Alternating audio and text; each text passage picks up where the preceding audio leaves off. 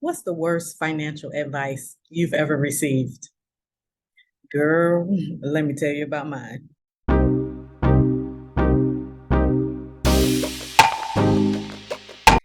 Hey, financial besties. How you doing? How you been? And if you're new to me, hi, welcome. My name's Malika, and I'm the founder and financial coach of Fabulous Financials. I help Black women over 30 manage money with ease and build wealth to live wherever they love. That could mean paying off debt to relieve financial stress, saving to buy your first home, or investing to build wealth and enjoy the freedom of early retirement, like I did. If that's your vibe, then I think we should be friends. Go ahead and hit that subscribe button and turn on that notification bell so you'll be notified every time I post a video. Welcome. Now let's get into it. Girl, the worst financial advice I've ever received. Actually, two. They run neck and neck in terms of bad financial advice. So I'm gonna go ahead and share both. The first of the worst financial advice I've ever received. I will not say any names to protect the innocent. When I was, I think, 19 years old, I was complaining to someone about my student loan debt. Um, when I first enrolled in college, my first year, I flunked out. Y'all already know I was a teenage single mother and a college dropout. I flunked out my first year with about $14,000 in student loan debt. 1 year, no degree, $14,000 already.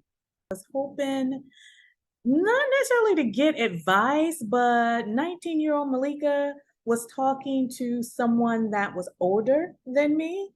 So I was hoping they would share their wisdom. And what they said to me was, girl, don't worry about it. You gonna always owe somebody something anyway. Everybody is in debt, and you'll always be in debt too. My little naive 19-year-old behind was like, oh, okay. And I just kind of stored it in the back of my mind.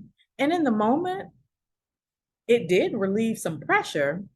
As I gained more life experience and started learning more about personal finance, I realized that was the worst advice ever.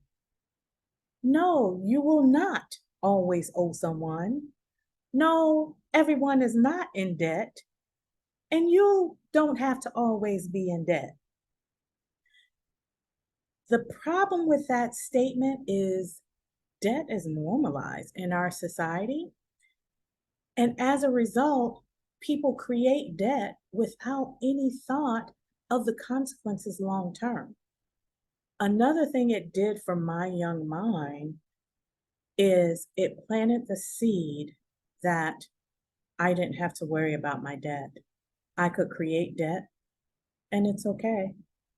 And don't worry. So I wasn't in a rush to figure out how to pay it off.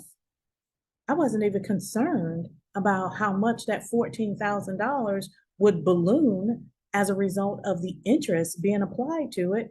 And if I didn't pay it, it would go on my credit report and then make my credit bad and just a whole domino effect because I thought it was okay. I thought I'll always owe somebody anyway. Everybody's in debt anyway, so it's no big deal.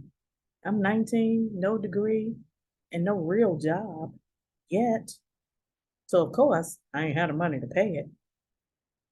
But girl, in hindsight, that was the worst financial advice I ever received. The other piece of financial advice I received that was horrible. And if you have ever said this to anybody young, girl, please don't say it no more. And if anybody ever said this to you, I'm so sorry. But the other worst piece of financial advice I've ever received is also related to debt. We were talking about credit, how to build credit. And the person told me, you go get a credit card and you use it up and you only pay the minimum due. So that's what I did. Single mom, barely making ends meet. So I had plenty of emergencies, you can imagine. And before I knew it, that little $500 limit on that credit card was maxed out, and I only paid the minimum. So on a $500 balance, a credit card company usually only charges you like 2 to 4% as your minimum payment, because the credit card company also only wants you to pay the minimum. Why? So they can charge you interest. So they can compound interest on top of the balance. So that $500 balance with interest compounding every single month, because I was only paying the minimum, that $500 quickly became $800. Girl, if I only knew then what I know now. Paying the minimum is just enough to make the credit card company happy. It does not serve you in any way, especially if you are using your credit cards to shop and you're shopping and you're catching deals and you're like, oh, I need to get this right now because it's on sale. Well, if you bought some jeans that were, let's say, $60 and they were on sale because the regular price was $80, and you charge those jeans on your credit card, sis, and then when that credit card statement closes and you get the bill in the mail and you only pay the minimum, that little $20 savings on those jeans will be wiped away because interest is going to compound.